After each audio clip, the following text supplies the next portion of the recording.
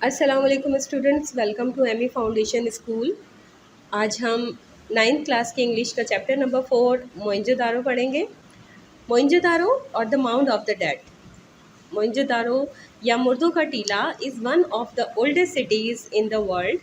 दुनिया के कदीम शहरों में से एक है। It is at a distance of 27 kilometres from Larkana.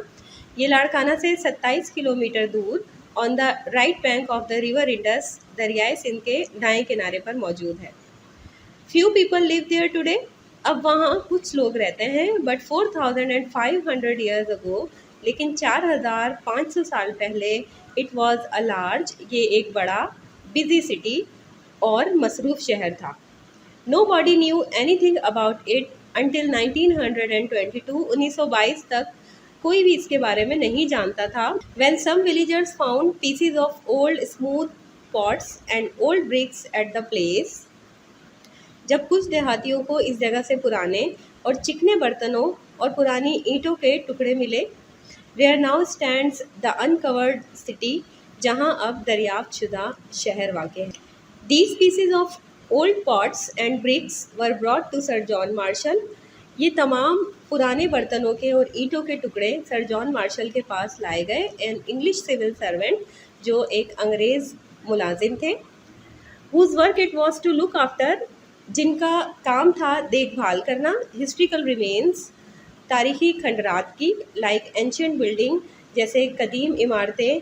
And other old things, और दूसरी पुरानी चीज़ें, such as these pieces of pots and bricks, जैसे ये बर्तनों और ईंटों के टुकड़े।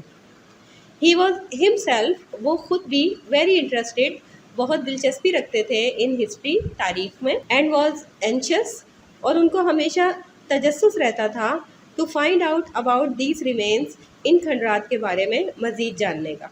सो when he look at them carefully, तो जैसे ही उन्होंने इन तमाम चीज़ों को गौर से देखा, ही एट वंस न्यू, वो फ़ौरन जान गए, that they were PCs of very old pots, कि ये बहुत ही ज़्यादा पुराने बर्तनों के टुकड़े हैं।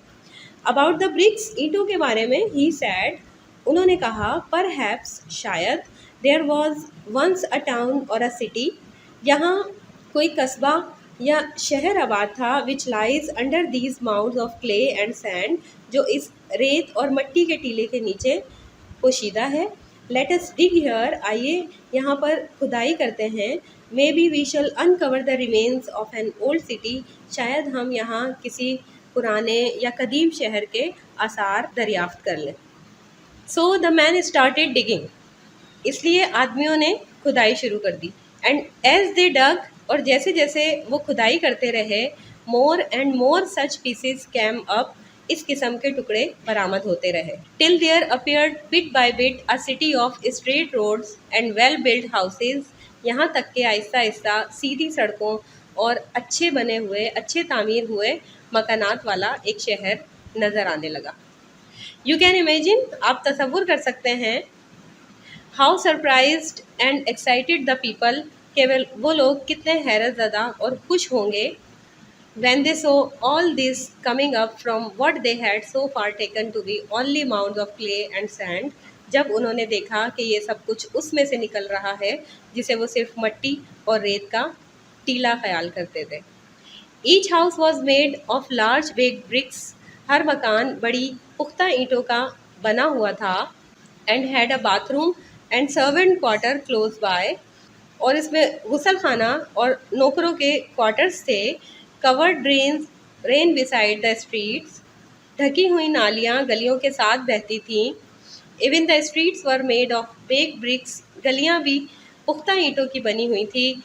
Carts and other forms of transport, गाड़ियाँ और दूसरी किस्म की transport, could come right to the centre of the town, ठीक शहर के मरकज़ में आ सकती थी। You can still see the great hall, आप अब भी उस बड़े हॉल को देख सकते हैं। वेयर ग्रेन्स वॉज स्टोर्ड, जहाँ अनाज ज़ख़ीरा किया जाता था। There is a wide road in the middle of which was the shopping centre with shops on both side, अब भी वहाँ एक चौड़ी सड़क है जिसके दरमियान में ख़रीदो फरोख्त का मरकज़ था, जिसके दोनों जानिब दुकानें या शॉप्स मौजूद थी। This road continues on the houses of the workman, यही सड़क आगे चलकर मज़दूरों के मकानात तक जाती थी। The people of this city must have been great traders. इस शहर के लोग यकीनन बहुत ही बड़े ताजिर रहे होंगे। With the river Indus so near, क्योंकि रिवर इंडस या दरियाई सिंध जो था वो इनके बहुत करीब था। And the sea within easy reach, और समंदर तक पहुंचना भी इनके लिए बहुत आसान था। The countryside must have been fertile. देहाती इलाका ज़रूर जरखेज़ होगा। Since wheat rice and cotton grew there, जहाँ वो गंदम, चावल और कपास उगाते थे। The farmers also kept cattle, किसान मवेशी भी रखते थे। There were skilled craftsmen who worked in gold, silver and ivory. यहाँ माहिर कारीगर थे जो सोने, चांदी और हाथी दांत का काम किया करते थे। Clay dolls and carts were made, मट्टी की गुड़िया और गाड़ियाँ बनाई जाती थी for the children to play with, ताकि उससे बच्चे खेल सकें। We also have an idea of the dresses, हमने उनके लिबास के बारे में भी अंदाज़ा लगाया। Worn by the ruling class, जो उनकी हुक्मरान जमात पहनती थी। द प्राइस्ड, जो उनके मजहबी पेशवा पहनते थे। एंड द एल्डर्स, या फिर उनके बुज़ुर्ग पहनते थे। किस चीज़ से अंदाज़ा लगाया? From the seals of many kinds, मुख्तलिफ तरह की मोहरों के ज़रिए। That have been found there, जो वहाँ से बरामद हुई थी। दे वोर लॉन्ग लूज ड्रेसेस, वो लंबे और ढीले लिबास पहना करते थे।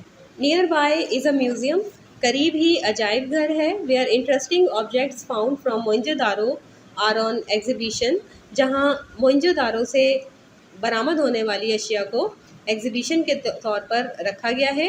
दीज इंक्लूड, इनमें शामिल हैं सील्स, मोहरें, ज्वेलरी, जेवरात, टॉयज़, खिलौने, वेपन्स, हथियार, एंड पेंटेड पॉटरी, और नक्शो निगार से बने बर्तन। द बेस्ट फाइंड ऑफ मोइंजोदारो, जो सबसे बेहतरीन चीज़ मोइंजोदारो से बरामद हुई, is the head of a bull, वो एक बैल का सर था। विच वॉज यूज्ड, जिसे इस्तेमाल किया जाता था एज अ सील, मोहर के तौर पर।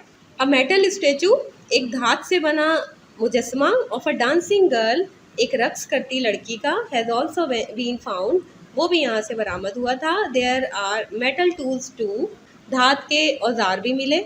It is because of these metal objects, इन धात से बने अशिया को देखकर, that the probable age of the city is being given as about 4500 years. इस जगह की या इस शहर की उम्र तकरीबन 4500 साल पुरानी बताई गई।